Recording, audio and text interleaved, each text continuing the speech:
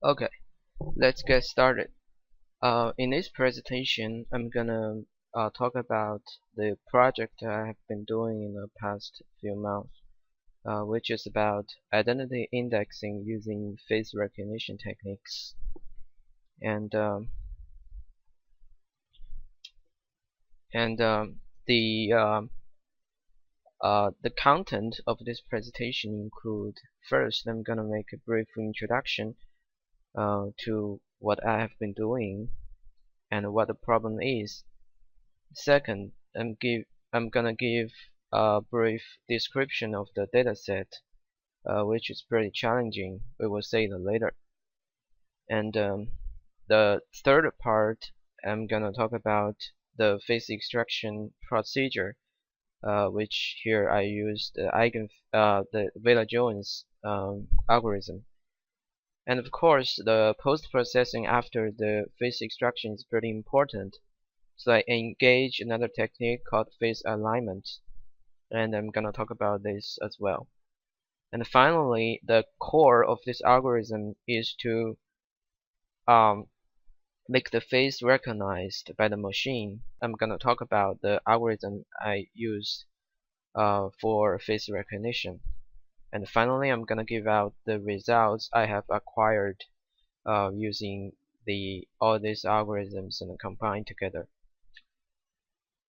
Okay.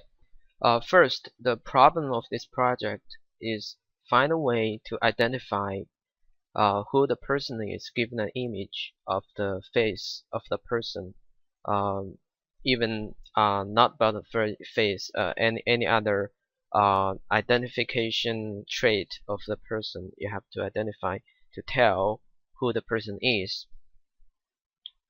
So there are a couple of ways you can engage to cope with this task. The first thing is you can use gender recognition, which is pretty vague in the sense of identify a person's identification, because the gender is not very clear goal. For example, you can identify the person as a male or female, but you cannot tell exactly who the person is. The second technique you can use race recognition. This technique is similar as the gender recognition, but it's not very effective to identify. And the third thing is the gesture recognition. And the gesture recognition is pretty much useless. I don't think it's gonna make a pretty difference from the previous two methods. And finally, the most important one, you can use face to recognize a person, and this is what I'm doing. So I'm gonna talk about this pretty in detail in the later presentation of this project. And first, let's take a look at the dataset.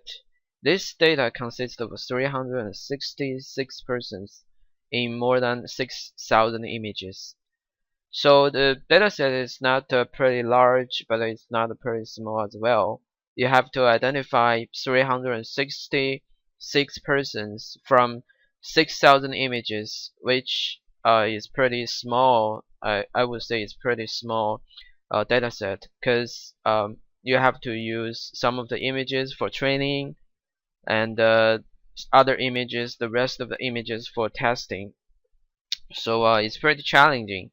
And the more challenging thing is that there are several kind of non-regular faces. For example, this one is pretty good actually. It's a frontal face. You can use a standard algorithm to extract the face and make a recognition. And this one is a pretty slant face. It's just a skew towards one direction. It becomes a little bit harder. And these two are pretty hard because they are cartoon hand-drawn faces. They are very hard to be recognized by machine if from the if the training set is pretty different from these two. So the first phase of this algorithm is to do a phase extraction, and in this sense, I'm gonna use Vela-Jones phase detector, because Vela-Jones phase detector is pretty effective for front phases, and it's also uh, have some robust against some skewed phases, some rotated phases. So uh, actually, it's pretty good algorithm. So the basic idea of Vela-Jones is to use the Vela-Jones phase detector is pretty effective in the sense that it can detect phases in non-regular forms, such as it has some robustness against the skewed and rotated phases. And the key idea of Vela-Jones is to use, you see, these four kind of the hard features, and the method was based on a learning algorithm called AldaBoost, which starts from a small number of training features and then can become an efficient classifier in later when more and more features were added in the training set. Um, During the processing phase, they also use the integral image technique, which can reduce the computation load on feature detection. So the higher features are rectangular features. You can see the classifiers are organized in a cascading fashion. You see the sub windows in a coarse window size. Then you go to the next stage is finer and get finer. Finally, you get a result output. So in each stage of this classifier, they reject the sub window, and the process will not continue. So in terms of the implementation of Vela-Jones phase detector, I primarily use the stock OpenCV functions called the detector multiscaler, which I will show you in a code demonstration. Okay, after the phase has been extracted, we go to the next phase, which is phase alignment. The algorithm I used in this project is called congeal. The key ideas of congeal is to use something called distribution field, and uh, the distribution field can, which in turn solves the minimization problem of the image entropy. So what congealing does is to align the images to generate the minimum value of entropy. So this process is something similar to safety descriptors or something like that. And finally, they cluster these clustering these descriptors using k-means or something like that. The one of the strong point, one of the advantages of using congeal is it can automatically align objects without any manual intervention. I mean, any manual intervention. For example, these two lines of images that are used in this face recognition process. The first line is unaligned images, and the second line you can see is aligned images. You can see that the second these faces are pretty rotated, and these are pretty rotated, so they can automatically shift rotate the images to the frontal position, and you can see the results actually are pretty good in terms of you don't have to make any adjustment to the any parameters or stuff like that. This algorithm is pretty robust as well. And this is the distribution field I just talked about earlier.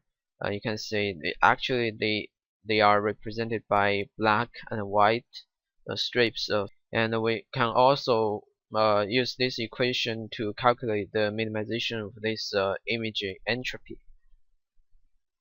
So the next step, which is also the most important one, is to make the final face recognition. The Actually, I have used the three kind of algorithms to do the same task and compare the results to see which one gives the best result. So the first one I use is eigenphase. Eigenphase is also a very classic and the most basic one. The key idea is PCA, uh, which is to find out uncorrelated properties from correlated variables. PCA is pretty widely used in many machine learning and pattern recognition algorithms, and eigenphase is the one of the representation of such use. Also, the PCA also does a projection from a higher dimension to lower dimension, which can reduce the computation a little bit. Of course, the drawbacks of this PCA is that it is sensitive to light variance, which is very bad because you tend to take images of a person from different illumination, lighting conditions. In that case, PCA cannot do well with such conditions. So I tried another face recognition algorithm, which is called feature face. Feature face is based on LDA, which is a linear discriminant analysis, which is short for that.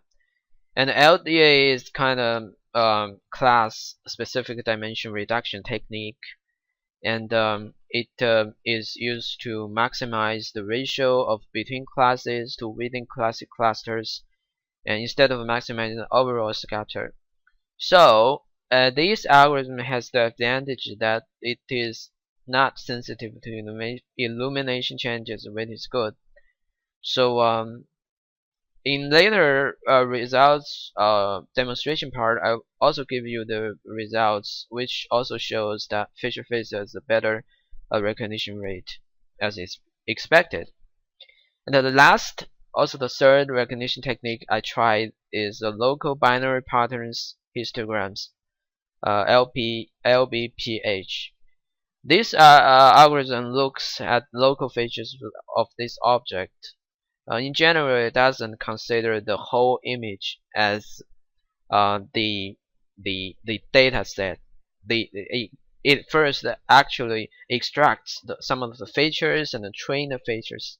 So the advantage of this algorithm is that it has less computation burden because it only treat with the local features. When you compare the amount of local features to the whole image, you're gonna say this is a great reduction of computation burden. And also the LBPH has the advantage of it is invariant to scaling, rotation, translation, and illumination variance.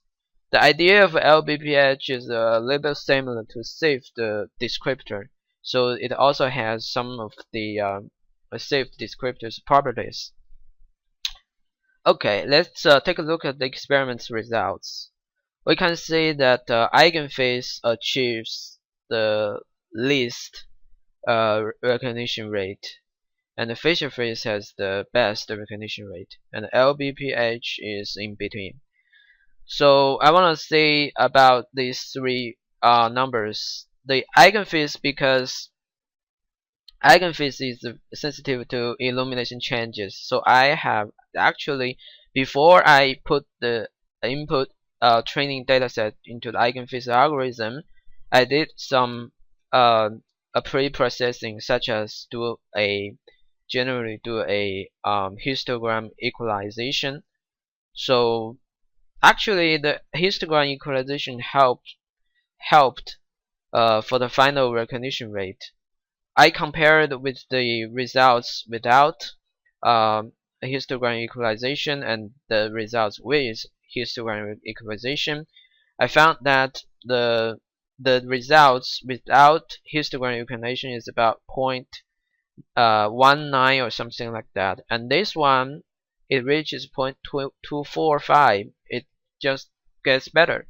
However, it's still worse than feature face results, which is 0.34. About 1/3 of the images can be one third of 366 persons' images can be correctly recognized. These figures are not pretty good actually, only one third, but you can see that these techniques are not very first this very advanced, but otherwise you can see this technique.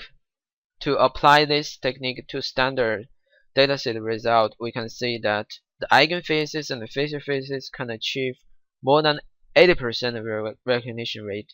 In contrast, we are only getting about one third of the recognition rate. So I think the problem is not on the problem is not on the algorithm itself, it's actually on the pre-processing steps. For example, how you align these images, how you get rid of those outliers, those kind of stuff. So you can see that the the standard result, when you compare these two figures, you can see the standard result is pretty good. It's beyond 80% recognition rate.